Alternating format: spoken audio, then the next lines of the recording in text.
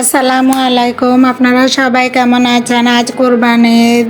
আপনাদের সবাইকে ঈদ মোবারক। দেখুন রুটি বানাচ্ছি, খুব সুন্দর করে রুটিগুলা কাই করে নিলাম, তারপর বেলার জন্য গুলি রেডি করে নিলাম। সুন্দর করে এখন রুটিগুলা বানিয়ে নিলাম। আমার মা সুন্দর করে রুটিগুলা বানিয়ে নিয়েছে। এখন আমি রুটিগুলা ভাজার জন্য চলে গেলাম।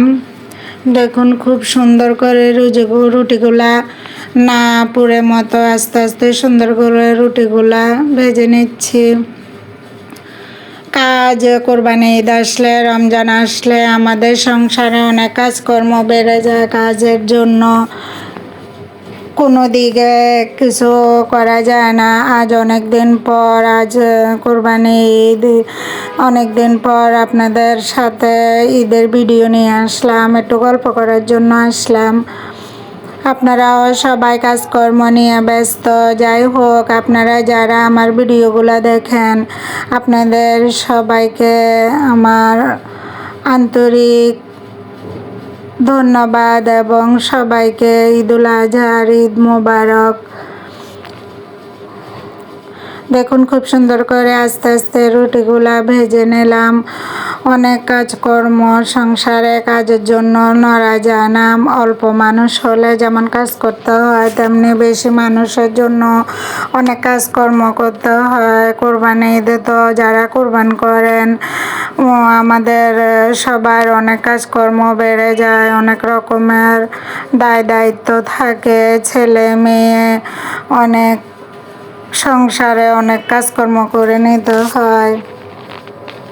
রুটিগুলা ভাজা হয়ে গেছে। দেখুন কোরবানির গোস্তগুলো আমার মা সুন্দর করে আলাদা করে বড় বড় থালির মধ্যে আলাদা করে নিচ্ছে। দেখুন মাশাল্লাহ, আলহামদুলিল্লাহ, কোরবানির গোস্তগুলা খুবই ভালো। মাশাল্লাহ, গরুটাও দেখতে খুব সুন্দর ছিল, আলহামদুলিল্লাহ। দেখুন এখানে আমাদের আজকের কোরবানির গোস্ত আমি এখান থেকে আমার 2 কেজির মতো কুটি নিলাম। আর আজ আমার মাকে বললাম, আজকে কোরবানির গোস্তটা তুমি রান্না করো, দেখি কেমন হয়। আজ তুমি নিজে নিজে রান্না করো।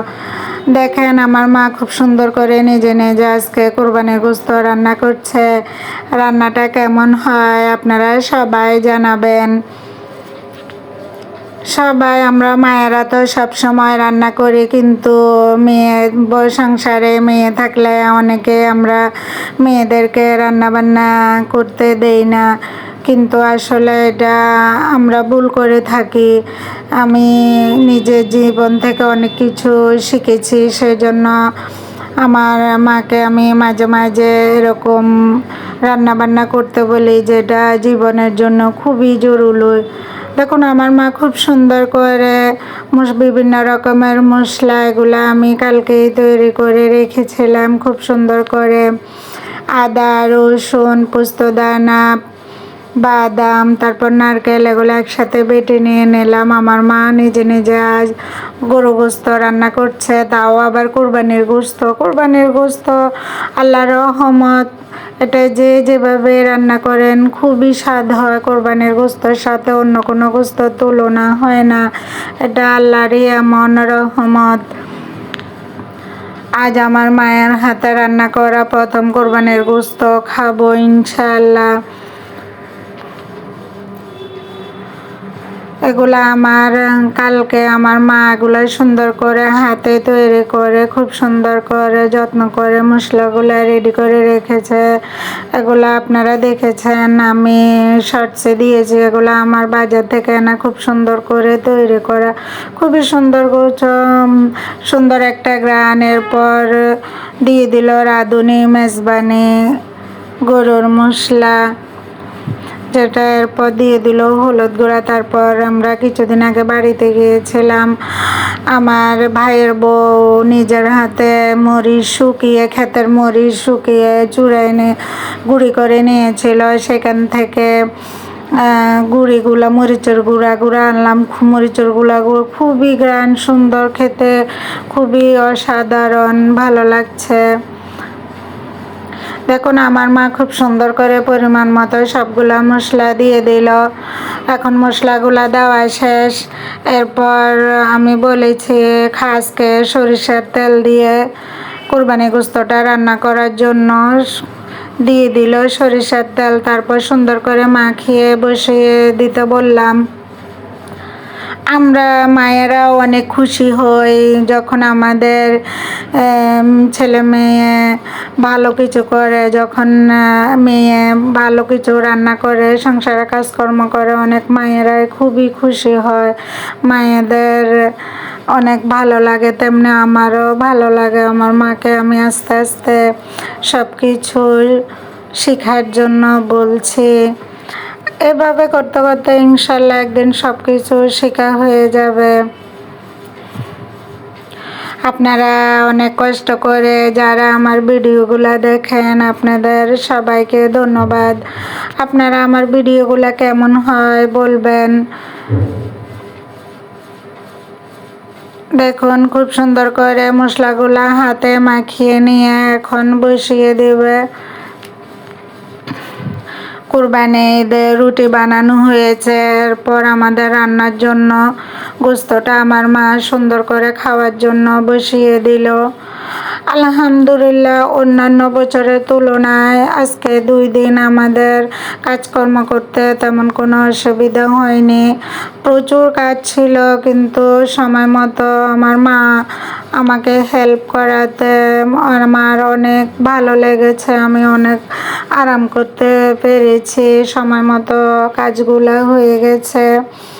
তারপর আলহামদুলিল্লাহ ইবাদত বন্দেগীগুলা করার সুযোগ পেলাম, কারণ কোরবানি ঈদে আমাদের অনেক করণীয় থাকে। রান্নার পাশাপাশি ইবাদত বন্দেগী যেগুলা করা খুবই নিজেদের জন্য, ফ্যামিলির জন্য করা দরকার। অনেকে সংসারে কাজকর্মের জন্য করতে পারে না। যাক আলহামদুলিল্লাহ আমরা চেষ্টা করব সবাই আল্লাহকে খুশি রাখার জন্য। দেখেন আমার মা গোস্তটা বসিয়ে দিল, খুব আস্তে আস্তে কষিয়ে নিচ্ছে। আমি পাশে বসে গোস্তগুলা সব রেডি করছি। যারা কোরবান করানো আমার আশেপাশে আত্মীয় স্বজন প্রতিবেশী আছে, আমি আমার সাধ্য মতো চেষ্টা করব সবাইকে দেওয়ার জন্য।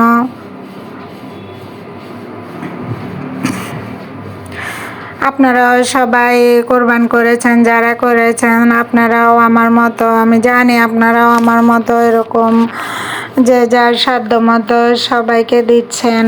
এটাই কোরবানি ঈদের নিয়ম, এটাই কোরবানি ঈদের সুন্দর।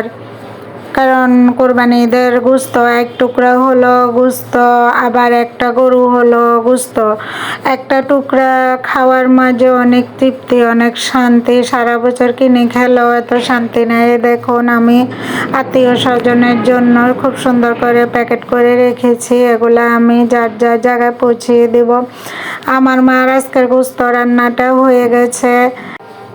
হয়ে গেছে। দেখুন আমার মাকে নিয়ে খেতে বসলাম। ভিডিওটি কেমন হয়েছে জানাবেন। খুবই টেস্ট হয়েছে খেতে। আল্লাহ হাফেজ।